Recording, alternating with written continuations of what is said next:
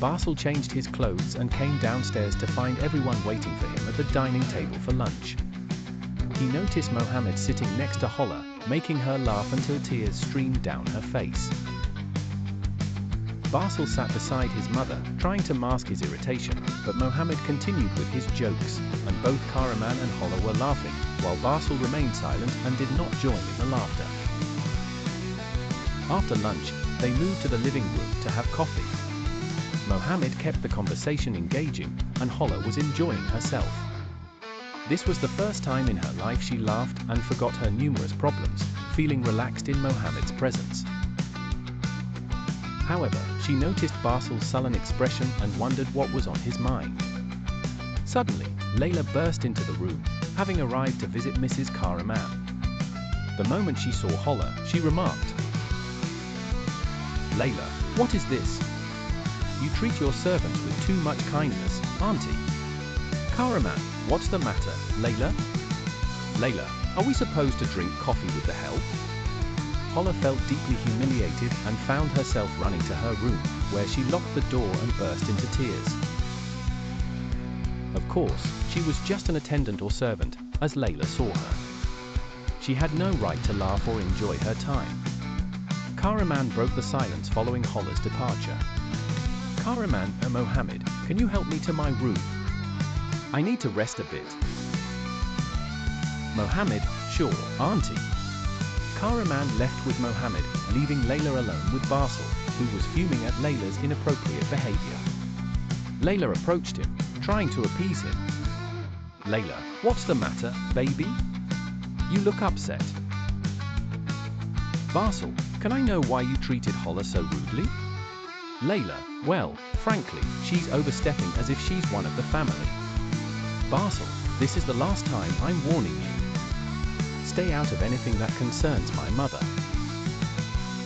"Layla, losing her composure, can I know what's between you and that girl?" "Basil, you must be insane." "Layla, get rid of her immediately." "Basil, get rid of her for no reason?" "Layla, isn't my jealousy a good enough reason?" "Basil, stop this baseless jealousy. She's just a caretaker for my mother, nothing more or less." "Layla, so that's all she is to you?" "Basil, please, Layla, spare me." Layla, putting her arms around his neck, "So there is no one else in your life but me?" Basil, pushing her arms away, "Yes, Layla, now go and apologize to my mother for your rude behavior towards Hala." "Layla, just like that?" "Okay, baby." She went upstairs with Basil and approached Mrs. Karaman's room, attempting to make amends. "Layla, I'm sorry, auntie, I didn't mean it." Karaman, angrily, "Please, Layla, go apologize to Hala immediately." Layla, glancing at Basil, who glared at her angrily, "Okay, auntie, but please don't stay mad at me." Karaman, "Basil, escort her to Hala's room." Basil, "Sure, mum. By the way, where's Mohammed?" Karaman, "He went to console Hala."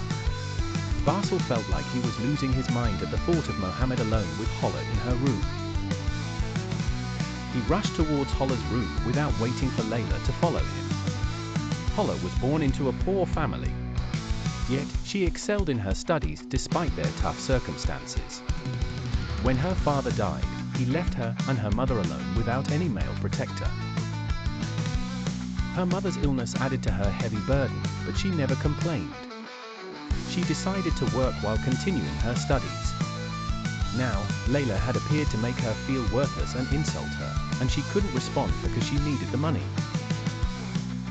"Oh God, help me, I'm exhausted." She felt someone sit beside her and jumped to see Basil seated next to her. She looked at him, unsure if his expression was one of pity or sorrow. "Mohammed, I hope you like it." Hala, while opening the box, "I'm sure I will." "Mohammed, I got you a SIM card with a really nice number." Hala, "Really?" "Karaman, write the number down on my phone so I can call her on it." Mohammed took Karaman's phone and started to enter the number, prompting Karaman to comment, "Karaman, how did you memorize it so quickly?" Mohammed, feeling embarrassed, it's easy, auntie. It's a simple number. Hala, thank you, Mohammed. I'll get you a gift as soon as I get my salary. Mohammed sincerely, it's enough to see you happy and smiling. Basil from behind them, angrily, should I get 2 lemons? Mohammed, it's not that bad. What do you think of Hala's new phone? Basil, it's okay. Karaman, are you going to have lunch now, Basil? Basil, I'm not hungry. Karaman, suit yourself, darling. Basil left them and went upstairs while Mohammed continued entertaining his aunt. Hala couldn't understand why Basil was upset. She wanted to laugh at his request to save his number on her phone. He didn't know she had memorized it the moment his lips uttered it. Hala finished her lectures and went outside to wait for the driver, but she found a surprise waiting for her. Basil had wanted to call Hala all day, but he couldn't find a good enough excuse. Instead, he decided to pick her up from college. As he was getting ready, Layla walked in wearing a short dress, declaring, "Layla, I'm extremely upset with you." Basil, why, Layla? Layla, you haven't checked on me at all lately. Basil, I'm sorry, I've been a bit busy. Layla approached him boldly, too busy for your fiancé? Your lover? Didn't you miss me at all? Basil pushed her away. Layla, I've told you 100 times, I don't like this behavior. Layla laughed loudly, who doesn't like some pampering, baby? Basil, remember we're in the office. Layla, okay, let's go. Mom's inviting you for lunch. Basil, but? Layla, I won't take no for an answer. Basil, grabbing his car keys, fine. Basil wanted to catch up with Hala, but Layla forced him to spend the day with her and her family. Outside the college, Hala saw Mohammed leaning against his luxurious black car. Wearing brown shorts, a light blue shirt, brown shoes, and stylish sunglasses. She smiled as she noticed all the girls eyeing Mohammed, while he was oblivious to their attention. Karaman laughed, yeah, but you never liked to work. Ashrak responded with a smile, I've always been spoiled. Karaman chuckled, and that's why God blessed you with Saleh. May God keep him for you. Praise be to God, Ashrak said. Karaman's eyes sparkled with curiosity, do you think Hala might agree to marry a rich guy? Why wouldn't she, replied Ashrak. Well, what if she says she wants to start from scratch with a guy? Karaman looked thoughtful, that's also a possibility. But why are you asking? Oh, just chatting with you. The two women turned to watch Hala and Mohammed playing a competitive game. Mohammed boasted, don't think you can beat me. Hala retorted, it's my first time playing, and I'll still beat you. Mohammed raised an eyebrow, wanna bet? Betting is forbidden, Hala replied sternly. Mohammed shrugged, it's a yes or no. Hala smiled, fine.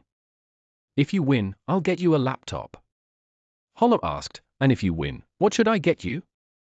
Mohammed leaned in, anything beautiful from you. Hala played with fierce determination, her competitive nature shining through. Despite Mohammed's efforts to distract her, she scored higher and higher. Yet, ultimately, Mohammed won by just 2 points. He jumped with joy while Hala looked at him with playful indignation. I won't forget this, Mohammed, she declared. Mohammed laughed, just so you know, I'm an old hand at this. Hala sighed, all right, what should I get you? Mohammed's tone turned serious, I just want to see you always this happy. Hala insisted, no, seriously, what do you want? Get me a story to read, he said, smiling softly. Just that? Just that, he affirmed with a grin. Mohammed looked beyond her and exclaimed, baby, you missed a great game between Hala and me. I totally crushed her. Peace be upon you all, Basa greeted warmly. Karaman's eyes lit up, hello, darling. Ashrak echoed, long time no see, Basa. Besa hugged her. How are you, Auntie? I missed you. Shall I have the food prepared? She asked. I already had lunch at Lily's house, Besa answered. How's everyone there? All good, he said. Why didn't you bring your fiancé? Besa said, I didn't know you all were here. Mohammed joked, she might eat you alive. Besa laughed, oh, you silly. How's it going, Hala? Thank God, she responded. Mohammed tried to rope Besa into a game. Wanna play? Not in the mood, said Besa. Or are you scared I'll beat you?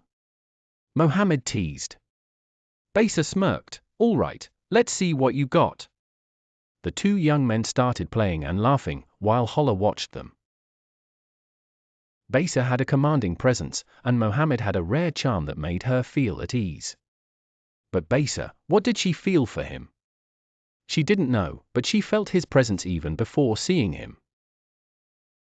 She smiled when she spotted him, felt happy when he spoke to her, and felt jealous when she heard or saw his fiancé's name. Thank you, said Hala. Shall we start? Asked Hind Bouquet. Hala nodded. The three assistants worked quickly, applying nail polish on Hala's hands and feet, while Hind started on her makeup, highlighting her eyes and clear complexion. Basil looked at Hala and noticed her cheeks were flushed with the redness of embarrassment. He asked, Are you feeling hot? Do you want to go to the garden? Hala, struggling to speak, replied, Yes, I'd love to. After you, Basil said, leading the way. Hala followed him without noticing there was someone watching them, seething with jealousy. Mohammed had been searching for Hala everywhere but couldn't find her, so he decided to dance with one of the girls at the party. He was interrupted by Lily. Mohammed, where's Auntie? I don't know, he replied. Well, I'm going to look for her. All right, Mohammed said. Lily's mother was sitting with Mohammed's mother, chatting away. Lily's father arrived with Mrs. Kahraman. After sitting down, he said, We should start planning the wedding for the kids, Mrs. Kahraman. Ashrak added, Yes, Kahraman. Kahraman replied, Not until they know each other better. I think they know each other quite well, Mohammed's mother suggested. How about we have their wedding on New Year's Eve? Lily's father proposed. Kahraman hesitated, so soon? The sooner, the better, he insisted. God willing, it will all work out, Kahraman added, smiling, thinking Kahraman had agreed. Basil and Hala found a secluded corner in the garden with a wooden bench. They sat in comfortable silence, each feeling at ease in the other's company. Basil broke the silence, You know, I really love this place. Hala softly replied, It is indeed a peaceful spot. My parents used to spend nights here. Sometimes, I'd find them slow dancing, Basil reminisced. Hala said, May he rest in peace. He must have been a wonderful man. My father was an incredible person. No words can describe his love for my mom, Basil said. Is it really possible for someone to love that deeply? Hala asked. True love is very powerful. Did you know how my mom became blind? Basil asked. No, Hala replied, curious. She cried for my dad from the moment he entered the hospital until now. I've tried to help her move on, but I couldn't. Their love was unique. They were inseparable. Even when they fought, they'd hug and forget everything. May God rest his soul and keep her safe. Your mother is the kindest person I've ever met, Hala commented. Basil said, she loves you a lot too. Hala suggested, shall we go back to the party? As you wish, Basil said. Hala stood up, but as she turned around, she was met with a harsh slap. Shocked, she found Lily standing before her, saying, Don't forget your place. You're just a maid, and I might make you my maid after the wedding. We've already set the date. Without another word, Hala ran away. She heard Basil's voice calling her name, but she kept running until she reached her room in the mansion. She collected her belongings, leaving behind the dress and her mobile phone, and left the mansion, feeling like she had left behind something more precious. Hala was interrupted in her thoughts by a knock on her door at the orphanage. She opened it and found Mrs. Garda, the orphanage director, standing there. "Good morning, Hala," Garda greeted her. "Thank God," Hala replied.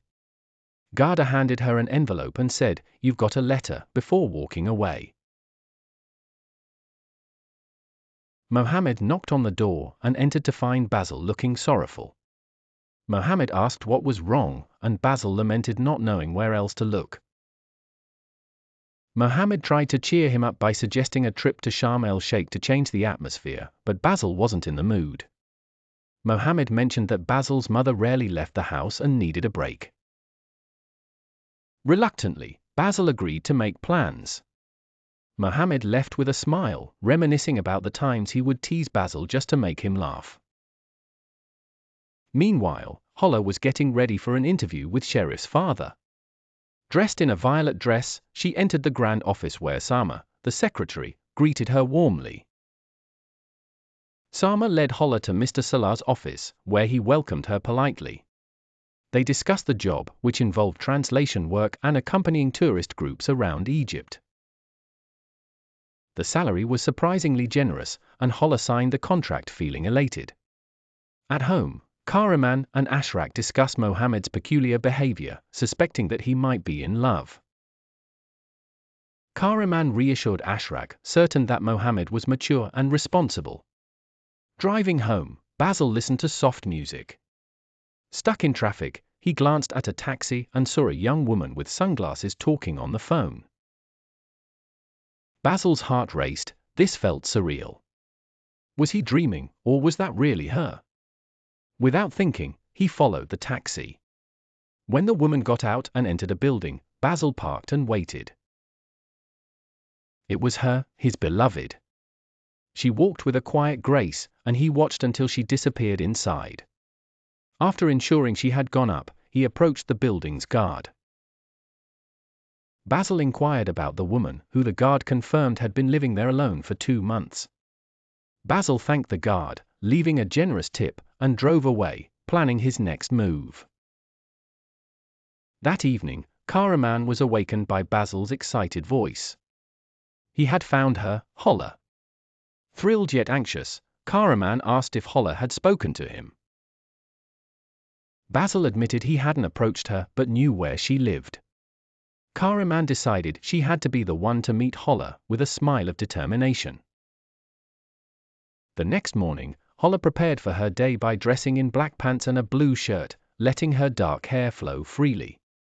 She put on some light lipstick and left for work, where she started translating a poignant romantic story. The tale made her feel melancholic, reminding her of her own past. Later, Karaman met Ashrak at the club as planned, explaining Basil's discovery and expressing her discomfort about meeting Hala alone. Ashrak agreed to accompany her, and they decided to buy a gift for Hala.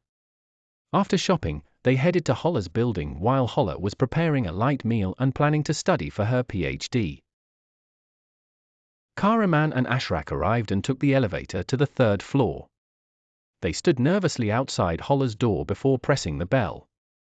They heard footsteps approaching from inside. Karaman, wasn't it agreed that I would call you? Basil, you took too long. Karaman, okay. Basil, so, what's the news? Karaman, teasingly, what news? Basil, Mom. Karaman laughs, everything is fine. Basil, really? Karaman, here, you can talk to her yourself. Hala found Karaman's phone extended toward her, with Basil waiting to speak. Shyly, she answered in a soft voice, Hala, hello. Basil, wow, I finally found you. Hala, how are you? Basil, I am well now that I've heard your voice. Hala, that's good, thank God. Basil, we need to meet and talk. Hala, but? Basil, no buts. Hala, I don't know. Basil, please, Hala, I really need to talk to you. Hala, as you wish. Basil, I'll come by to take you for dinner tonight. Hala smiles, okay. Hala, do you know, the first time I saw you, I felt like I drowned in your eyes. Really, I wasn't aware of anything except that you were looking at me. But then I thought maybe I was scared because it was my first job interview.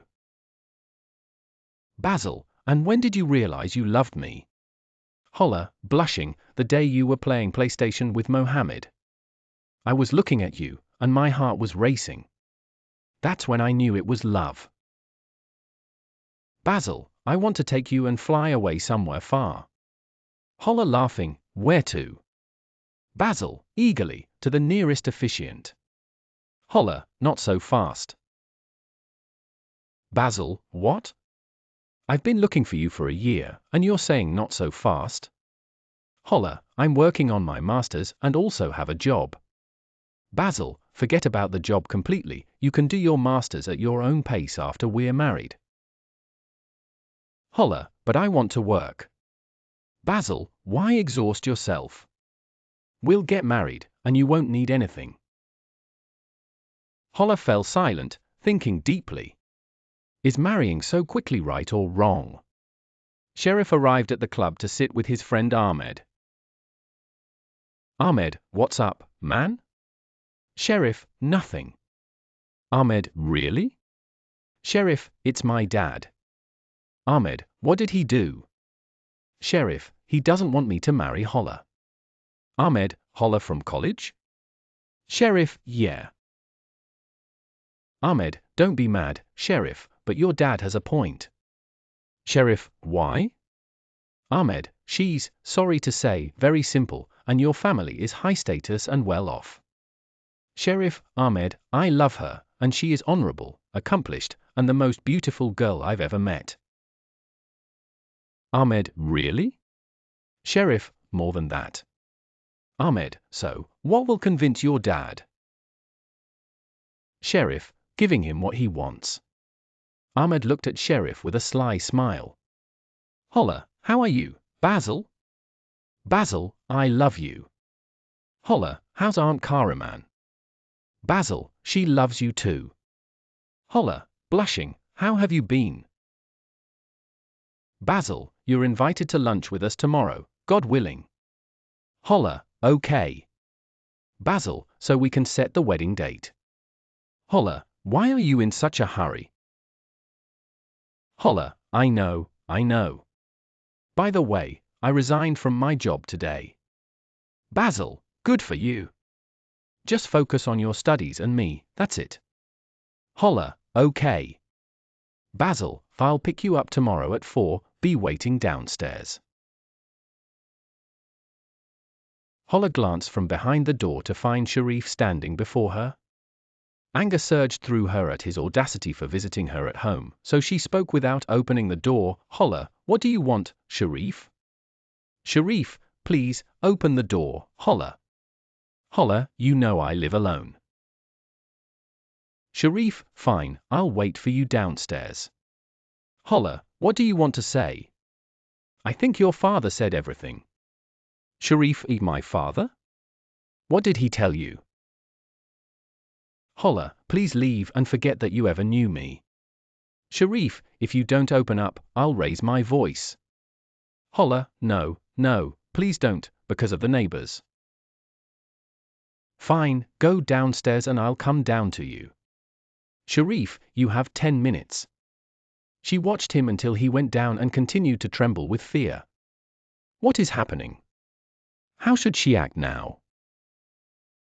Basil was lying on his bed thinking about Hala, imagining her in a wedding dress, and smiling when he heard his phone ring. He answered with great joy. Basil, I was just thinking about you. Hala, crying, Basil. Basil, what's wrong, Hala? Why are you crying? Hala, can you come over? Basil, I'll be there in 5 minutes. But tell me, what's wrong? Hala, just come quickly, please. Basil heard loud knocking on the door and Hala's terrified screams, so he hung up and rushed to her rescue. Mohammed was sitting in Mai's house, happy because he had decided to propose to her. Her parents welcomed him warmly. Mohammed, what are your requests, uncle? Father, the most important thing is to fear God and take care of Mai. Mohammed, looking at Mai, don't worry, uncle. Mother, our requests, my son, are only what you can offer. Mohammed, that's it then, no problems. When would you like to have the engagement? Father, choose a date that you and Mai agree on.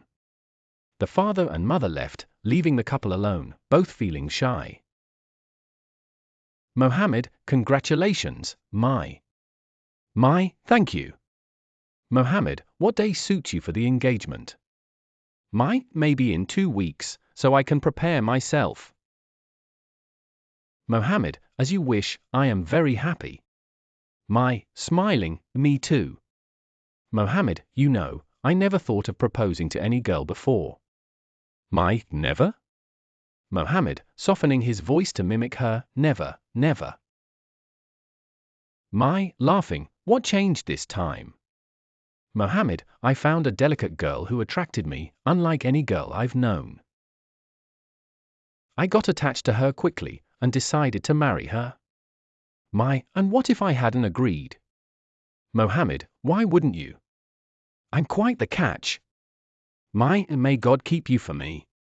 Mohammed, flirting, I would die for you, what are you? He stopped talking to answer his phone. Mohammed, hello, Basil. What? Okay, where are you now? I'm coming right away. Mai, is everything okay, Mohammed? Mohammed, I don't know, Mai. Basil called me and said to meet him at the police station. Mai, hopefully, everything will be fine. Let me know. Mohammed, as soon as I know anything, I'll call you. Mohammed left feeling worried about Basil. What had happened?